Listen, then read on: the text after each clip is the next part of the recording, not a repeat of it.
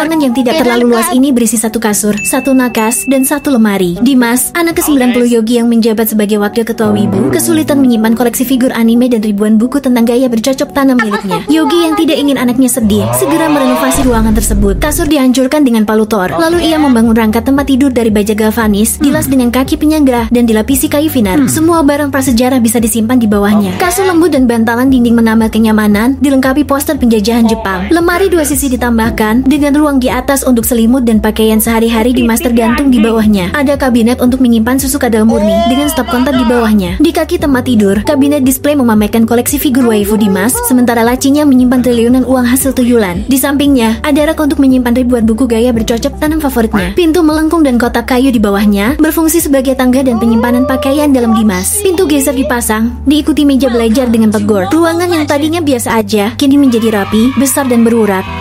Saat sedang bingung, kakek nenek ini tiba-tiba dikaruniai dua anak. Sempat bahagia, namun mereka kepikiran dengan kamar yang hanya satu dan fasilitas terbatas. Alhasil, anak-anak menjadi sangat akur berebut fasilitas. Anak tiri kakek nenek tak kuat melihat mereka dan memutuskan merenovasinya. Pertama, dia menggunakan baja galvanis bertingkat untuk membangun rangka yang kokoh, dilapisi dengan kayu finar. Kasur dan bantal yang nyaman, bantalan di dinding ditambahkan, sementara dua laci besar di bawahnya menyimpan jimat-jimat modern. Lemari pakaian dibangun untuk menyimpan pakaian anak laki-laki, dengan laci tambahan untuk BH, celana dalam dan stocking. Karena si pria wibu, lemari pajangan karakter waifu ditambahkan, dan itu meluas menjadi meja belajar. Tempat tidur tingkat atas mendapatkan makeover berupa penutup agar lebih privasi. Laci kayu ditumpuk membentuk tangga, yang diisi dengan pembalut merek Ardiles, celana dalam, dan BH. Di sebelahnya, ada meja belajar, sementara sudah dimanfaatkan untuk lemari selimut juga pakaian putri. Pagar membuat tempat tidur tingkat lebih aman. Terakhir, pegboard ditambahkan untuk menggantung tas juga BH pria, dan papan tulis agar mereka dapat menggambar burung di sana. Sekarang, kamar sudah lebih fungsional, rapi, dan rencananya akan dijual.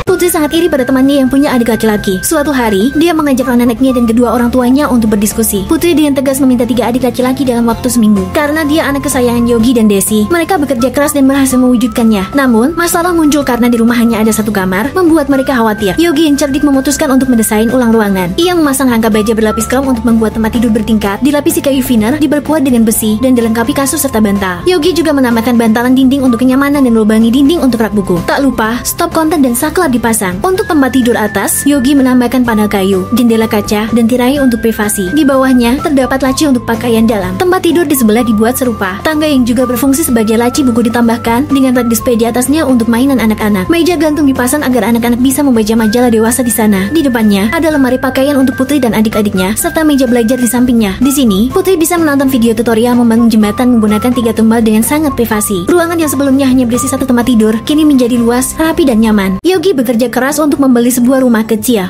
Namun, setelah membeli rumah tersebut, dia dan istrinya tiba-tiba dikaruniai 8 anak, membuat mereka kesulitan tinggal nyaman bersama 8 hewan peliharaan.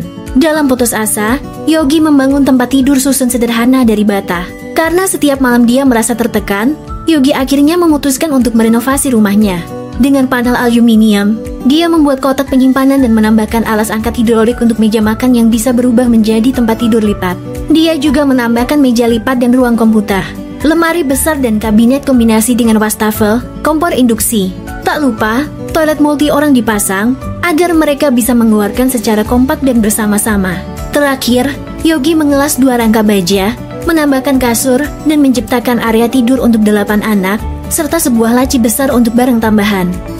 Awalnya, rumah ini dihuni oleh 5 anak kandung Yogi dan 10 anak tiri dari mantan pacarnya. Karena belum dikebiri, Yogi yang sangat birahi berhasil mengamili istrinya 3 kali dalam 5 bulan. Meski anak terus bertambah, Yogi tak peduli dan hanya ingin mencetak lebih banyak anak lagi. Istri kelima Yogi yang peduli anak merasa tak tega melihat mereka tidur tersiksa kubur dan berinisiatif merenovasi ruangan. Pertama, baja galvanis bertingkat gilas, dilapisi kayu finar halus, serta bantalan lembut dipasang di dinding. 8 kasur baru ditambahkan, dilengkapi pagar pengaman di tingkat 2 agar tidur lebih aman. Di bawah tempat tidur, laci dibuat untuk menyimpan pakaian dalam. Kotak kayu juga dibuat sebagai anak tangga sekaligus tempat penyimpanan barang-barang pribadi seperti G-string, stocking, dan softex. Karena semua anak-anaknya wibu, lemari untuk memajang figur waifu favorit mereka ditambahkan. Di tengah tempat tidur, dibuat lemari selimut dan pakaian. Sisi lain juga dipasang susunan tempat tidur dan lemari serupa. Di tengah ruangan ada lemari berisi ribuan majalah dewasa. Meja komputer juga disediakan agar anak-anak bisa berlatih hyperestes. Di atas, platform dengan sekat dibuat untuk 2 anak laki-laki yang akrab, dilengkapi proyeksi langit berbintang. Sofa malas dan tangga juga ditambahkan untuk akses.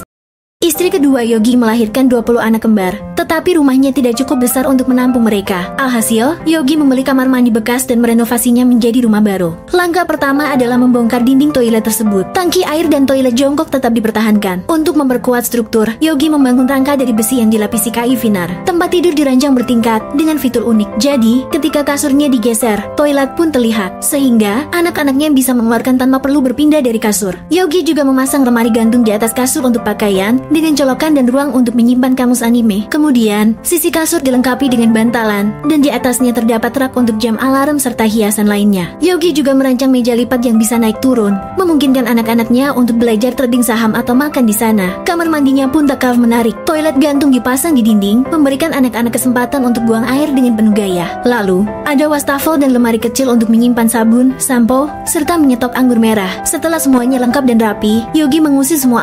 Istri juga sangat hobi melahirkan dan tak sadar telah memiliki 100 anak. Karena kamar mereka terlalu sempit, Yoga memutuskan memperluas ruangan dengan menendang tembok dan menghancurkan lantai dengan palu Thor. Setelah ruangan cukup luas, renovasi pun dimulai. Baja galvanis 5 tingkat dipasang dan dilapisi kayu vinyl berkualitas tinggi. Di setiap lantai, kapsul luar angkasa diletakkan sebagai tempat tidur anak-anak, dilengkapi pagar kaca untuk keamanan. Satu lift dipasang di tengah kamar dengan lantai kayu uring dibuat sebagai akses jalan, yang kemudian dipagar menggunakan kaca. Untuk kekuatan, 4 tiang beton ditambahkan di setiap sisi. Udin, anak ke-69 Yogi, sering menendang pintu. Jadi, dipasang pintu otomatis berbahan titanium. Patung anjing jerapah diletakkan di kedua sisi pintu sebagai hiasan sekaligus anti santet. Lalu, sekeliling ruangan digali dan dijadikan sebagai kolam renang anak-anak. Sebuah rak buku berisi ratusan majalah dewasa kesukaan mereka dipasang di salah satu tiang, dengan bantalan empuk sebagai tempat duduk yang nyaman. Terakhir, ditambahkan 100 meja dan kursi baru, sebagai sarana bagi anak-anak untuk mendalami dunia trading dan meraih cita-cita kuliah di universitas ternama.